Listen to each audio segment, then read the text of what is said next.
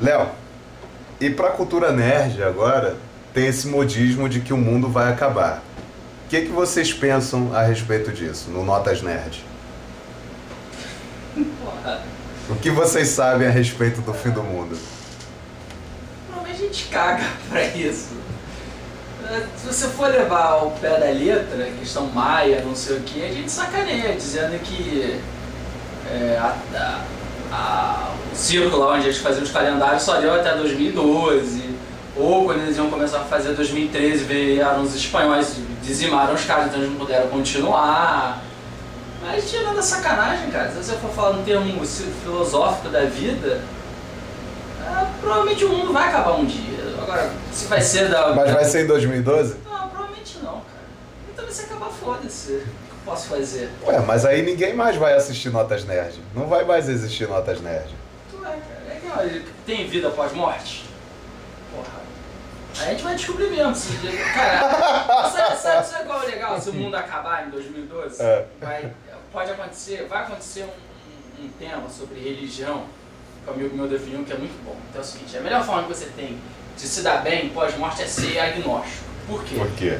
Se você é religioso, dedicou sua vida àquela religião e tal, morreu, e Deus não existe, você se fudeu. Porque você se dedicou a vida a algo que não existe. Mas se você morreu e Deus existe, você se deu bem, porque você estava lá no paraíso. Se você é ateu e Deus não existe, você, porra, cagou, porque não existiu.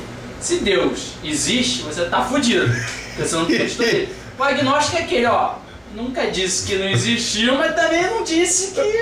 será? Então ficar no meio termo. Ah, eu vou ter que ser chato agora. Porque Jesus mesmo falava, ou quente ou frio. Morno não, maluco. O morno, olha, tem um lugar especial pra ele, acredite. Não, mas ó, segundo o Papa acabou o purgatório, mano. Então ou você vai pra cima ou você vai pra baixo. Não, não acabou o purgatório. Segundo o Papa, não é assim, acabou não é o purgatório. Assim. Mas aí fugiríamos completamente do contexto, tá? Não, que não convém falar aqui, mas não é bem assim, tá? Não é acabou simplesmente o purgatório. Ainda mais você que se diz ateu, citando o Papa é algo muito esquisito, tá? Vamos manter a coerência aí também. Mas eu sei que foi a título de piada e tal. Como eu lhe disse, eu estou sendo chato. Que fique bem claro isso daqui. Mas aproveitando então o tema. Você tinha dito, no bloco anterior, que não era bem ateu, era agnóstico. E foi por isso que você se... meio que também se identificou um pouco com a senhorita Delarry. Ok. Você poderia então falar um pouco de como isso impactua na vida nerd, seu sistema de crenças? Por exemplo... Death Note, que é um anime que eu aprecio muito justamente porque lida com os mitos orientais, né, no conceito Shinigami, não necessariamente vida após a morte, mas há uma outra dimensão de existência, desses que não necessariamente estão vivos conforme conhecemos a matéria, tá? Mas o seu sistema de crença impactua no Notas Nerd de alguma maneira, seja na seleção de textos, músicas, ou na hora de produzir uma análise? Não. Tipo assim, no Notas, tanto é que o Dr. House, ele sacaneia, porque ele mora num local onde a vizinha é evangélica. Ai. Nada contra o evangélico. E tem uma evangélica que participa que faz parte do Notas. Mas assim, no caso desse evangélico, ele é tranquilo, a gente conversa, sacaneia, ele brinca também, não chega a fazer tantas piadas, então na maioria das vezes ele é o alvo da zoação, mas com um certo respeito. Então assim, eu acho que a crença vai de cada um, porque o grande problema da crença, e aí pode ser voltar para política e futebol e qualquer outra coisa, até heavy metal que tive esse problema, cara, você pode ter uma crença, mas o problema acho que não é só a crença, é você saber dialogar com aquilo dali.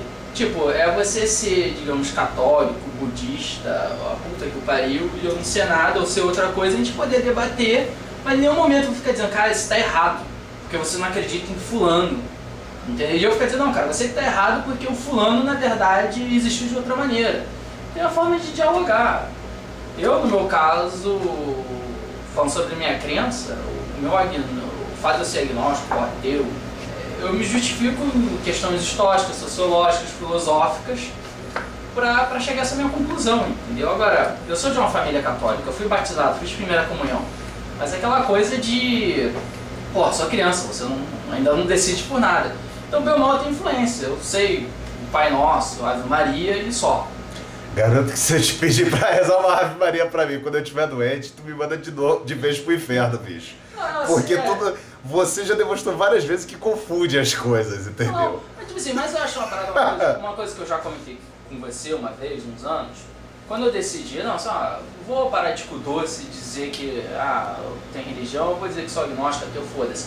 Foi no casamento, foi no Natal dos meus avós paternos, que embora eles sejam católicos, assim, não tão fervorosos, mas são, eles têm aquela coisa de no Natal se reúne, e aí põe as mãos, vão cantar uma música lá, geralmente é aquela do John Lennon, só que uma versão em português, né, em português. E esse ano eu resolvi, cara, eu não vou mais participar. Eu falei, cara, eu não vou. Aí ninguém, por que, Leonardo, não sei o que, eu resolvi chegar e falar, cara, eu sou ateu. Porque assim, eu comecei a pensar, cara, é uma hipocrisia, tipo, vamos rezar Ave Maria, eu sei Ave Maria, isso aqui, na mente eu tô lá, porra. Assim, pra mim é uma atitude hipócrita, sabe? Eu tá lá falando, no caso, uma prece, que eu não acredito naquilo. E aí, tanto é que você brincou comigo assim, caralho, não, você precisava ser tão radical. Se eu custava ficar lá na roda, eu falei, cara, eu não custava, mas é aquela coisa, imagina se eu fosse judeu. Só que eu tô no meio de católicos, eu tenho que comer porco? Não tenho que comer porco. Você deu agora o melhor exemplo ever. Mas esse exemplo, esse exemplo realmente é chocante, mas compreende-se claramente a sua posição por causa dele. Realmente não faz muito sentido. Então aí tem um pouquinho, pegando esse meu exemplo, do jeito que eu sou, às vezes um pouco escroto, às vezes sem noção, às vezes...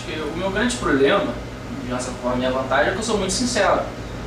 Então falo aquilo que eu penso, que eu não sou diplomata, eu não sei ser político, então eu vou falar muito assim, na sua cara, eu achei isso escroto, por causa disso. E não vou medir as consequências. Não vou chegar ao ponto, assim, exemplo clássico, que a senhora dela gosta de falar, assim, do meu ponto de chegar pra garota gorda, pô, até gorda, hein? Que ela vai falar, porra, a pessoa que é gorda, ela sabe que é gorda, você não precisa ficar lembrando ela. Mas assim, mas eu sou do tipo assim, porra, eu sou o tipo da pessoa assim, cara, cheguei no local, não gosto, tô com sono, não vou dormir. E pra pessoa é falta de educação dormir. Eu chego assim, cara, olha só, se você pensa isso, o problema é seu, foda-se, não tem nada a ver com isso. Eu não me sinto bem no local, eu vou dormir. O problema é se essa falta de educação, eu vou lá e penso, eu vou dormir. Só que eu falo desse jeito, parece que eu sou meio... rude, arrogante. Aí é o que eu quero dizer, eu poderia dizer, não, tudo bem, eu até entendo o seu lado, só que assim, eu não gosto da música, eu vou puxar um bom. Conversa comigo, eu não tenho assunto. Eu aproveito então, sempre fazendo essa relação, tá? Se isso é um padrão também dos ditos nerds, ou isso também é algo que varia de pessoa a pessoa? Não, isso varia pra pessoa, cara. Tipo, cansei de ouvir a senhora dela rir que, olha, você fala isso com orgulho, eu sou assim, foda-se. Foda-se, eu falei palavrão também. Já desisti. Cara, não é que eu falo com orgulho, mas eu sou o tipo da pessoa que pensa assim, cara, eu sou assim, você tem que me aceitar do jeito que eu sou. Nos seus textos, dentro do blog, essa visão se mantém? Você demonstra isso? As pessoas já chegaram a reclamar disso, de algum texto seu? Não, porque no texto eu tento ser uma coisa mais coerente. E no podcast também, tá? Amplio a pergunta tipo, pra isso. No podcast, nos meus textos, eu não chego a ser assim, digamos, ao pé da letra, como eu dei esse exemplo de, pô, minha filha, foda-se se você acha que isso falta de educação. Mas eu escrevo aquilo que eu penso, entendeu? Só que eu tento colocar um português correto, entendeu? Tanto é que eu me preocupo com o português. Eu tento realmente pôr a minha opinião, só que a verdade é, eu não digo que a minha forma de pensar é a correta, eu gosto de dialogar. Só que quando a gente está falando sobre comportamento humano, é complicado, porque o que eu vejo muito é uma coisa assim do tipo, isso é desde adolescente, mas a sociedade é assim, a sociedade pede assim, e eu falo, foda-se, não tem que seguir. Aí vem aquele desculpa de, cara, só, exemplo clássico, a minha namorada é advogada, eu tenho uma irmã advogada, eu tenho uma mãe advogada, eu não fui para esse meio, eu fiz a administração. Mas um exemplo que eu sempre dou é que assim, uma coisa que ninguém me chama é que eu sou chato pra caralho. Todo mundo sempre falou que eu sou chato, principalmente reclamão. E uma coisa que eu admito, que eu não acho em alguns pontos que eu sou chato, apenas esse é o meu direito, eu sempre fui de ler código, direito tributário, nem tanto, mas principalmente um pouco de Código Civil e principalmente direito do consumidor. Porque aquele negócio, você não precisa ser advogado para ler código, você tem que ser alfabetizado para entender que você vai procurar um especialista, que é o advogado. Então assim, na lei está dizendo que, porra, 10% não é obrigatório. Aí o cara vai lá e me força 10%. Eu falei, cara, eu só não vou pagar. Não é obrigatório, ponto. Sabe, não é questão de mão de vaca. Outra coisa, eu vou numa boate, tô dando exemplo, a conta deu R$100. Eu falei, cara, impossível, eu só tomei um chopp, embora eu não bebo, tô tomando suco de laranja. Não, mas desse R$100, eu falei, cadê a comanda? Comanda, a gente não usa cartão eletrônico. Eu falei, tá, tem que ter um controle aí do que a gente viu. O servidor só fica em São Paulo. Foda-se. Porque eu, como consumidor, não tenho nada a ver com isso. E aí o que acontece? Só que são aqueles direitos, aquelas birrinhas que a fila se forma e ninguém fica te xingando, você fica sendo um escroto. E acontece por quê? É o que eu falo do ramo do trabalho, que é a discussão que eu tenho muito com a Selma Delarry. Resumindo, Leonardo, se você não aceitar esse tipo de trabalho, sempre vai ter alguém que vai trabalhar mais e vai ganhar por menos. Então você tem que aceitar isso. Eu falei, cara, é justamente por isso. Se ninguém não tentar, a tendência é a gente voltar para a escravidão então. Porque se sempre vai ter um que vai querer trabalhar mais para ganhar menos, vai ter um momento que o cara vai trabalhar 24 horas e não vai ganhar nada. Aí a gente volta para a escravidão, porra. Entendeu? Então, faz sentido. Exatamente, é uma questão de princípios, assim, engolir sapos é uma coisa, aceitar desaforos é outra. Só que eu acho que tem tudo que tem um limite. E aí, principalmente quando eu trabalhei num determinado estabelecimento, que você também já trabalhou, eu sempre fui voz e eu percebi que eu era ameaça lá, ameaça no sentido de contaminar as pessoas com esse negócio de reivindicar os direitos, mas eu sou ciente de que, porra, tem nego que precisa pagar o almoço da família, do filho, precisa pagar a conta de luz, então se submete a isso, entendeu? Que infelizmente é uma pena, mas o certo seria nego impor seu respeito.